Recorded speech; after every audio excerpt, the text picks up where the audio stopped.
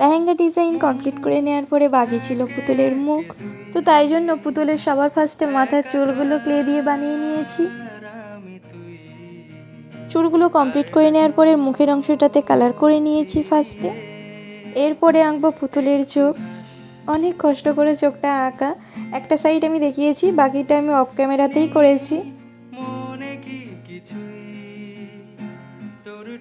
চোখটাকে ভালোভাবে কমপ্লিট করে নেওয়ার পরে চোখের উপরে আইশ্যাডো আর পাটিতে ব্লাশ লাগিয়ে দিয়েছিলাম, আর ঠোঁটে রেড কালার দিয়ে লিপস্টিক পরিয়ে দিয়েছি। চুলটাকে আমি ব্ল্যাক কালার করে নিয়েছিলাম আর কপালে একটা ছোট্ট টিপ করে দিয়েছিলাম রেড কালার দিয়ে। এবারে মুখটা বডির সাথে অ্যাটাচ করার পালা। ও হ্যাঁ, ক্লে দিয়ে একটা বেনুনিও করে দিয়েছিলাম পাশ দিয়ে। বেনুনিটাকে ভালো করে ব্ল্যাক কালার করে নেওয়ার পরে জুয়েলারিগুলোও বানিয়ে দিয়েছিলাম, যেমন হাতের ব্যাঙ্গেলস, গলার হার, কানের ইয়াররিংস। আর হ্যাঁ, ক্লে দিয়ে একটা ছোট্ট ফুলও বানিয়েছিলাম, যেটা কানের একপাশে লাগিয়ে দিয়েছি বেনুনির কাছে। তো এই তো রেডি আমার পুতুলের সাজগোজ। তোমরা দেখে জানিও কেমন লাগলো। ভালো লাগলে লাইক, কমেন্ট এন্ড শেয়ার করো।